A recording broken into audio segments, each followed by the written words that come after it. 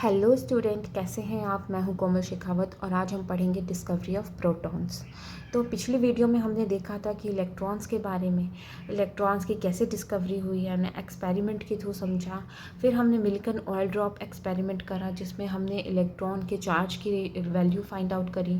फिर हमने charge upon mass ratio find out करा। तो ओवरऑल हमने इलेक्ट्रॉन की डिस्कवरी को स्टडी कर लिया। तो आज हम पढ़ेंगे discovery of protons. So again ये कोई एटम है, राइट। उसके सेंटर में न्यूक्लियस प्रेजेंट होता है एज वी नो। अब इस न्यूक्लियस के अंदर क्या होता है, प्रोटॉन होता है और क्या होता है, न्यूट्रॉन होता है, राइट। अब ये जो ऑर्बिट्स हैं उसमें क्या होती हैं, बहुत सारी शेल्स होती हैं और इन शेल्स के अंदर क्या होते हैं, इलेक्ट्रॉन्स रोटेट कर रहे होते हैं, राइट। और हमें ये भी पता है कि जो एटम होता है वो क्या होता है, न्यूट्रल होता है। मीन्स उस पर कोई चार्ज नहीं होता, ना नेगेटिव होता है ना पॉजिटिव होता है। तो साइंटिस्ट ने इलेक्ट्रॉन के बारे में तो पता कर लिया और हमें ये भी पता है कि एटम न्यूट्रल होता है। फॉर एग्जांपल ये कोई पेन है, राइट। अब हम इसको टच करेंगे, अगर ये सिर्फ नेगेटिवली चार्ज है तो हमें इस पर कोई सेंसेशन या करंट फील होना चाहिए, बट ऐसा नहीं हो रहा है। क्यों नहीं हो रहा है, क्योंकि ये न्यूट्रल है। मीन्स अगर एटम न्यूट्रल है तो जितने अमाउंट में इलेक्ट्रॉन्स हैं उतने अमाउंट में कोई पॉजिटिव चार्ज भी होगा, तभी तो उस एटम को न्यूट्रल बना रहा है। सो साइंटिस्ट ने डिस्कवरी करी, उन्होंने एक एक्सपेरिमेंट करा। जो सेम सेटअप था जो हमने इलेक्ट्रॉन के अंदर लिया था, वो सेम सेटअप है। मैं वो सेटअप को बनाती हूँ यहाँ पे।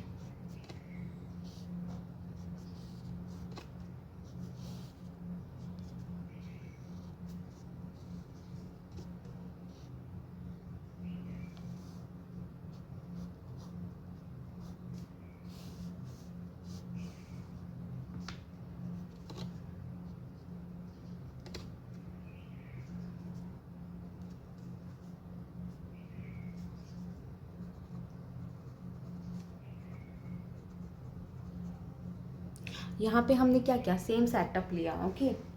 यहाँ पे क्या है, ये रोड है, ये कैथोड है जिसको हमने नेगेटिव साइड ऑफ बैटरी से कनेक्ट करा है। ये एनोड है जिसको हमने पॉजिटिव साइड ऑफ बैटरी से कनेक्ट किया है। ये क्या है, वैक्यूम पंप है जिससे हम सारी एयर जो है इस ट्यूब के अंदर उसको बाहर निकालेंगे और फिर ट्यूब के अंदर क्या बचेगा, एक लो प्रेशर की गैस, गैस होती है। और ये हमने उसमें पढ़ा हुआ है कि ये जो यहाँ पे एक होल क्रिएट किया गए थे, राइट। और यहाँ पे एक स्क्रीन लगाई गई थी जो थी फ्लोरेसेंस स्क्रीन। इस फ्लोरेसेंस स्क्रीन का क्या काम होता है, जब कोई भी पार्टिकल्स आगे इस पे गिरते हैं तो वो ग्लो करते हैं। और ये किसकी होती है, जिंक सल्फाइड की, राइट। अब हमने पिछली वीडियो में देखा इलेक्ट्रॉन के टाइम पे कि कोई भी रेज है जो कैथोड से एनोड की तरफ जा रही है, वो क्या हुआ, वो इस हॉल से इस स्क्रीन पे गिरी, फ्लोरेसेंस स्क्रीन पे, और यहाँ पे ग्लो की, जिससे हमें पता लगा कि इसके अंदर इलेक्ट्रॉन्स प्रेजेंट हैं। अब उन्होंने, साइंटिस्ट ने क्या सोचा कि जब कैथोड से एनोड की तरफ नेगेटिव जा रहा है तो डेफिनेटली एनोड से कैथोड की तरफ पॉजिटिव चार्ज जा रहे होंगे। तो उन्होंने क्या किया, यहाँ पे होल क्रिएट किए। उससे क्या हुआ, यहाँ से जो रेस जा रही थी वो इससे पास आउट हुई और यहाँ पे ग्लो होना स्टार्ट हो गया। इट मीन्स कि जो पार्टिकल्स है वो इस फ्लोरेसेंस स्क्रीन पे टकराए और वो ग्लो करने लगे। अब यहाँ पे इस एक्सपेरिमेंट में मॉडिफिकेशन किए गए। वो मॉडिफिकेशन क्या थे, मॉडिफिकेशन किए गए कि भाई हमें पता लग सके कि एनोड से कैथोड की तरफ पॉजिटिव चार्ज मूव कर रहे हैं। उसमें क्या किया गया, ये जो कैथोड मेटल्स यूज़ करी थी उसको चेंज किया गया, एनोड मेटल को चेंज किया गया, जो गैस हमने यूज़ करी है वो चेंज की गई, हाई प्रेशर में हमने इसको हाई प्रेशर प्रोवाइड करवाया, हाई वोल्टेज प्रोवाइड किया। इससे ये एक्सपेरिमेंट फुलफिल हुआ। अब इस जो रेज है एनोड से कैथोड की तरफ जा रही थी, हमने उसको क्या नाम दिया, कैनाल रे। साइंटिस्ट ने क्या बोला, ये क्या है, कैनाल रेज है। और वो रेज क्या हैं, पॉजिटिवली चार्ज्ड हैं। क्या है, पॉजिटिवली चार्ज्ड हैं। और we can say anode rays, क्योंकि वो एनोड से निकल रही हैं तो we can say anode rays. अब इस एनोड रेज की प्रॉपर्टी को स्टडी करने के लिए उन्होंने इस एक्सपेरिमेंट को फर्दर किया। उन्होंने क्या किया, अब यहाँ पे उन्होंने इलेक्ट्रिक फील्ड प्रोवाइड किया, राइट। यहाँ पे बना रही हूँ, एक इलेक्ट्रिक फील्ड प्रोवाइड करवाया, यहाँ पे पॉजिटिव चार्ज और नीचे नेगेटिव चार्ज। तो यहाँ पे क्या हो रहा था, जब तक हमने इसको इलेक्ट्रिक फील्ड प्रोवाइड नहीं किया तब तक रेस का मूवमेंट क्या था, स्ट्रेट डायरेक्शन में था। किस में मूव कर रहे थे, स्ट्रेट डायरेक्शन में मूव कर रहे थे, स्ट्रेट लाइन में, ओके। जैसे ही हमने इस पे इलेक्ट्रिक फील्ड अप्लाई किया तो रेस का मूवमेंट कुछ इस टाइप से होने लगा, राइट। ऐसा क्यों होने लगा, बिकॉज ये जो रेज़ हैं ये नेगेटिव चार्ज की ओर अट्रैक्ट होने लगी। यहाँ से ये प्रूव हुआ कि ये जो रेज़ हैं ये पॉजिटिवली चार्ज्ड हैं। क्या है, पॉजिटिवली चार्ज्ड हैं। और यहाँ पे क्या हुआ, डिफ्लेक्शन हुआ। डिफ्लेक्शन से हमें पता लगा कि जो रेज़ हैं ये पॉजिटिवली चार्ज्ड हैं। यहाँ से हमें पता लगा कि ये जो पॉजिटिवली चार्ज्ड रेज़ हैं या पार्टिकल्स हैं वो क्या हैं, प्रोटॉन। यहाँ से उसका नाम दिया गया प्रोटॉन, राइट। अब साइंटिस्ट ने ये बता दिया कि ये पॉजिटिवली चार्ज पार्टिकल है, प्रोटॉन्स हैं, पर उन्होंने सोचा अब हम कैसे बताएं कि जो रेज़ हैं इनके अंदर पार्टिकल्स हैं। हमें ये प्रूफ करने के लिए एक्सपेरिमेंट करना पड़ेगा कि भाई जो रेज़ हैं इनके अंदर पार्टिकल्स प्रेजेंट हैं, ये कैसे बताएंगे। तो उन्होंने एक छोटा सा एक्सपेरिमेंट करा। तो रेज़ के अंदर पार्टिकल प्रेजेंट है उसके लिए उन्होंने एक्सपेरिमेंट करा, जो है presence of particle in the rays, okay. उन्होंने क्या किया, एक रोटेटिंग पैनल लिया, ओके। एक कोई रोटेटिंग पैनल है ये, और वी कैन से फैन, ये रोटेटिंग पैनल है। और उन्होंने क्या किया कि यहाँ से रेज़ पास करवाई। वो चाहे वो हम कोई भी ले सकते हैं, वो चाहे तो कैथोड है और एनोड है। दोनों को प्रूव करने के लिए एक्सपेरिमेंट किया था। वो चाहे तो कैथोड हो या एनोड हो। तो हमने क्या किया, तो यहाँ से क्या पता लगेगा कि अगर जो रेज़ नॉर्मल रेज़ होंगी वो यहाँ से जाएंगे, अगर नॉर्मल रेज़ होगी उनके अंदर कोई पार्टिकल्स नहीं होगा तो या तो वो सीधे स्ट्रेट मूव करेंगी या तो उनमें डिफ्लेक्शन होगा या रिफ्लेक्ट होके पीछे की तरफ मूव कर जाएंगी। ये डिपेंड करेगा मटेरियल्स के ऊपर, ओके।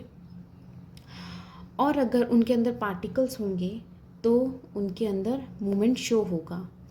तो उन्होंने क्या किया, कैथोड या एनोड रेज़ को पास करवाया और यहाँ पे क्या हुआ, यहाँ पे ये जो रोटेटिंग पैनल है ये क्या करने लगा, रोटेट करने लगा। ये क्या है, रोटेटिंग पैनल है।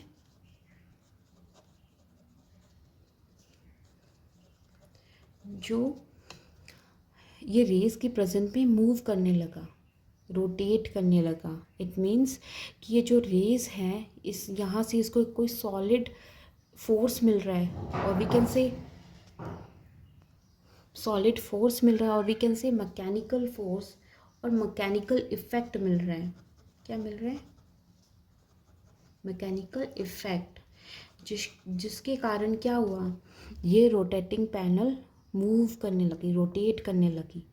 और यहाँ से हमें पता लगा कि जो रेज़ हैं इनके अंदर पार्टिकल्स प्रेजेंट हैं, उनकी फोर्स से ये जो रोटेटिंग पैनल है ये मूव करने लगी। यहाँ से हमें ये पता लग गया कि इसके अंदर पार्टिकल्स प्रेजेंट हैं, इन रेज़ के अंदर पार्टिकल्स प्रेजेंट हैं, ओके। और हमें ये पता लग गया जब हमने इसमें कैथोड रेज़ पास करवाई तो हमें पता लग गया कि उसमें क्या है, इलेक्ट्रॉन्स हैं, राइट। और जब हमने एनोड रेज़ पास करवाई तब हमें पता लग गया कि उसके अंदर क्या है, प्रोटॉन है, पॉजिटिव चार्ज है।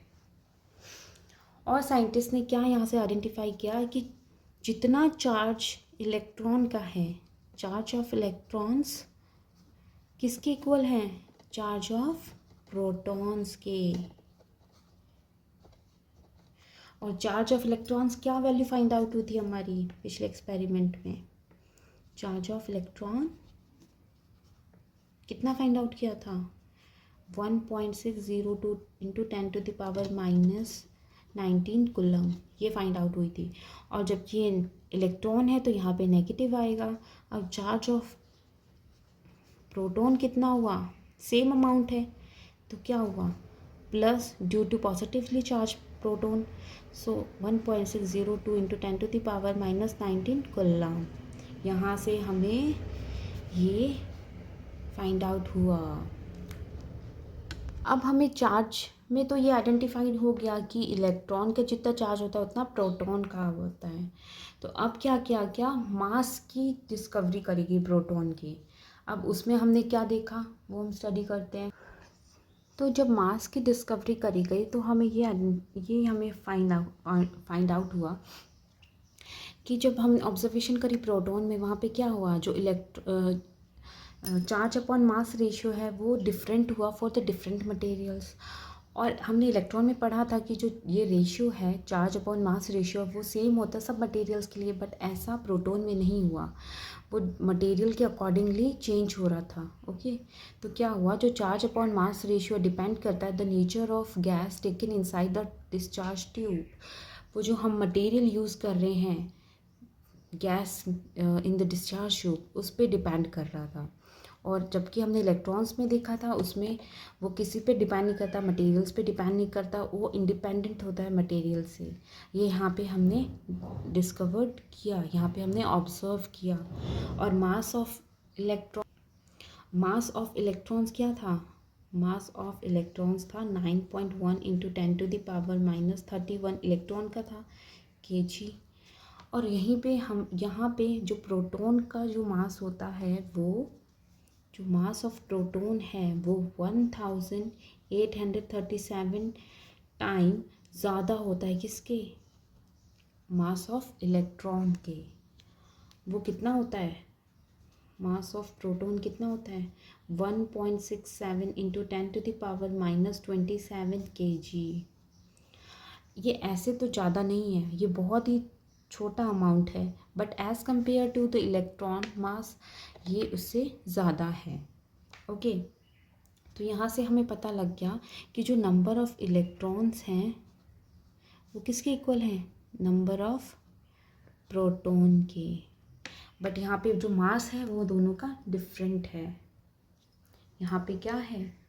मास है वो डिफरेंट है। तो अब साइंटिस्ट ने क्या किया? जो मास निकला है प्रोटॉन का वो डिफरेंट एटम से कंपेयर करने लगे। तो वहाँ पे उन्होंने पहले 3 एटम्स लिए, ओके, 3 एलिमेंट्स लिए। सो फर्स्ट उन्होंने लिया, क्या लिया? फर्स्ट उन्होंने हाइड्रोजन लिया।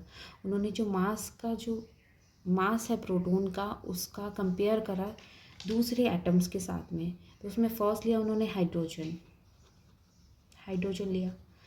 अब किसी भी एलिमेंट को रिप्रेजेंटेशन हम कैसे करते हैं? ये कोई एलिमेंट है, यहाँ पे हम एटॉमिक नंबर लिखते हैं और यहाँ पे लिखते हैं एटॉमिक मास और मास नंबर, मास। ओके, ऐसे रिप्रेजेंटेशन करते हैं। तो वैसे यहाँ पे हाइड्रोजन है, ये atomic number and this is atomic mass. So इसमें इलेक्ट्रॉन कितने हैं? 1 इलेक्ट्रॉन है। तो 1 इलेक्ट्रॉन है वो किसके इक्वल होते हैं? 1 प्रोटॉन के। ये हमने पढ़ा है, तभी तो वो क्या होगा? इलेक्ट्रिकली न्यूट्रल होगा। जितने नंबर ऑफ प्रोटॉन है उतने ही नंबर क्या होने चाहिए? इलेक्ट्रॉन। तो इसमें 1 हाइड्रोजन है, 1 हाइड्रोजन मास है और उतना ही क्या है? Number of proton. जितना हाइड्रोजन का मास है उतना ही मास नंबर ऑफ़ प्रोटॉन्स है। तो हम क्या कह सकते हैं? मास ऑफ एटम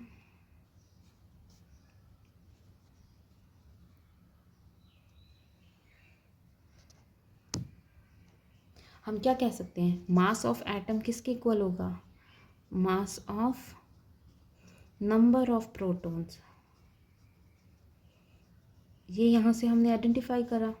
ओके, तो इसको लागू करने से पहले उन्होंने ये इक्वेशन निकाली। ओके, इसको लागू करने से पहले उन्होंने क्या, इसको 2-3 एलिमेंट्स पे और ट्राई किया फॉर द मोर एक्सप्लेनेशंस के लिए। अगर वहाँ पे भी ये लागू हो रहा है तो ये उसको वेरीफाइड कर देंगे।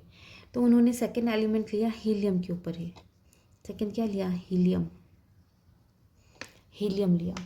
नाउ हीलियम का atomic number is 2 and atomic mass is 4।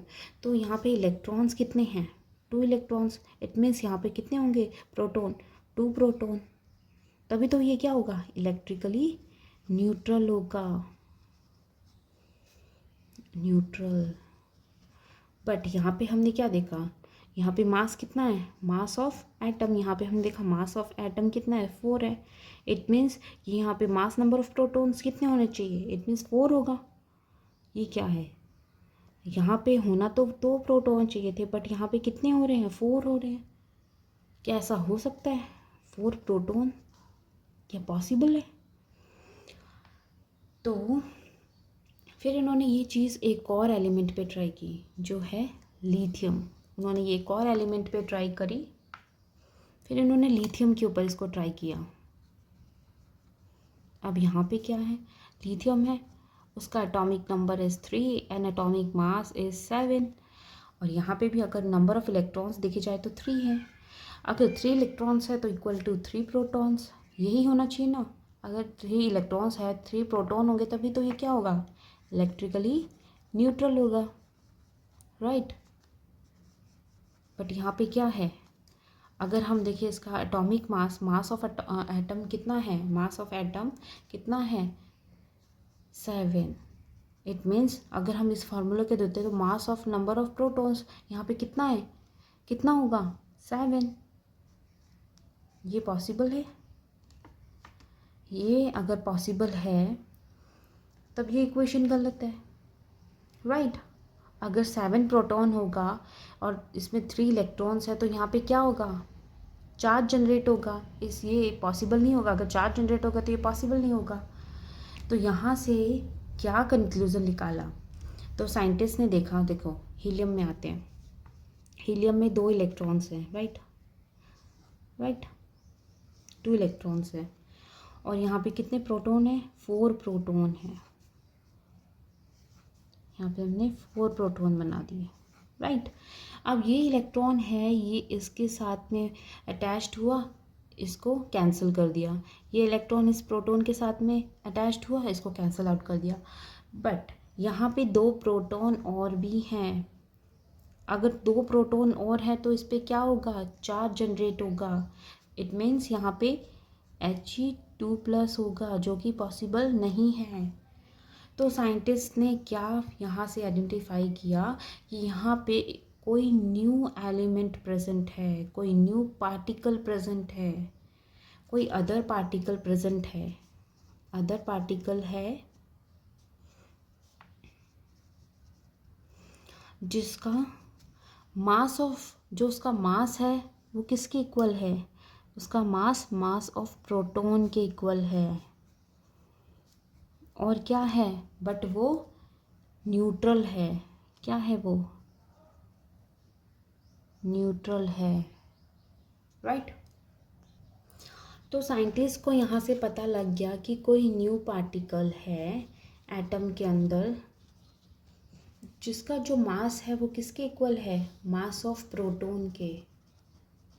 Mass of proton के इक्वल है, बट वो न्यूट्रल है, उस पर कोई चार्ज नहीं। अगर चार्ज होगा तो उससे एटम पे चार्ज आएगा एंड वो फिर इलेक्ट्रिकली न्यूट्रल नहीं होगा। सो इट मीन्स जो न्यू एटम है, न्यू पार्टिकल है, वो क्या है? इलेक्ट्रिकली न्यूट्रल है।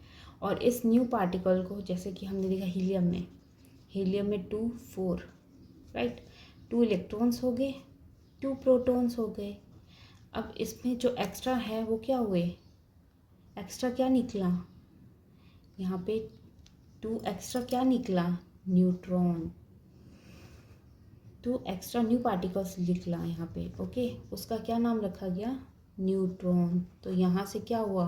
न्यूट्रॉन की डिस्कवरी हुई। ये 2 न्यू पार्टिकल्स हैं, राइट। ये 2 न्यू पार्टिकल्स हैं जिसको हमने नाम दिया न्यूट्रॉन्स। अब इस न्यू पार्टिकल्स को उनको प्रूव करने के लिए उन्होंने एक छोटा सा एक्सपेरिमेंट करा। उसमें क्या किया? ये एक प्लेट ली, ये प्लेट ली, ये कौन सी प्लेट है? Beryllium plate. Okay, beryllium plate ली और यहाँ से रेज पास करवाई, alpha particles. Okay, what is alpha particle? यहाँ से हमने अल्फ़ा पार्टिकल्स पास करवाई। फॉर एग्ज़ाम्पल हमने हीलियम लिया, ठीक है, हीलियम है, हीलियम के अंदर 2 इलेक्ट्रॉन्स होते हैं। अगर वो 2 इलेक्ट्रॉन्स निकाल दे तो क्या बचता है? 2 प्रोटॉन्स। तो वो क्या होते हैं? Alpha particles. अब हमने हुआ इस प्लेट से हमने इस अल्फ़ा पार्टिकल्स को पास करवाया, राइट, ये यहाँ से पास हुई। फिर हमने इस रेस को क्या किया? एक दूसरी प्लेट से पास कराया जो कि है पैराफिन प्लेट से, पैराफिन वैक्स से हमने इसको पास करवाया, इस रेस को। तो यहाँ पे क्या हुआ? ये रेस तो पास हो गई, पर यहाँ पे कुछ पार्टिकल्स हैं वो अटैच्ड हो गए। यहाँ पे क्या हुआ? पार्टिकल्स अटैच्ड हुए। ओके, तो यहाँ पे हम देखते हैं ये क्या है। हमने हीलियम लिया है, तो हीलियम 2 4 प्लस हमने बेरिलियम लिया है, यहाँ पे बेरिलियम की प्लेट ली है, तो एटॉमिक नंबर 4, एटॉमिक मास 9। अब ये क्या दे रही हैं? यहाँ से क्या बन रहा है? C6H12 plus an new particles, जिसका एटॉमिक चार्ज तो कुछ भी नहीं है, एटॉमिक मास है। ओके, ये एक्स्ट्रा पार्टिकल है, जो एक्स्ट्रा पार्टिकल्स यहाँ पे चिपके थे ना, उसको स्टडी करी और हमने पाया कि ये क्या है? न्यूट्रॉन। क्या है?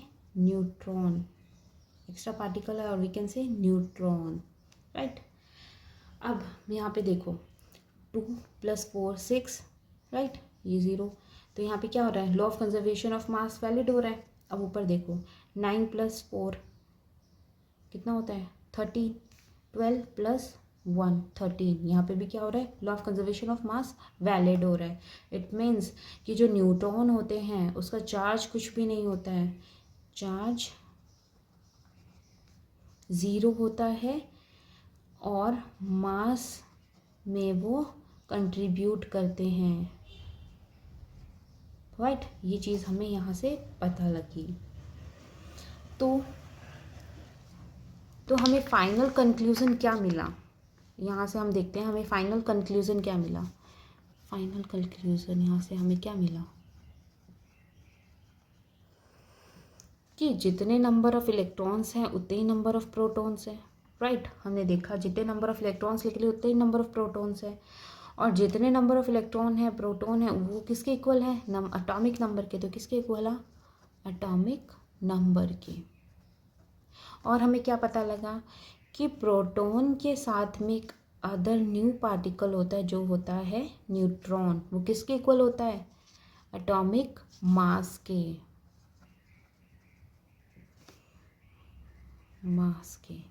सो एग्जाम्पल हम लेते हैं क्या? लिथियम का, राइट। यहाँ पे 3 एटॉमिक नंबर 7। अब हमने यहाँ पे इलेक्ट्रॉन कितने हैं? 3 हैं, तो प्रोटॉन कितने हुए? 3।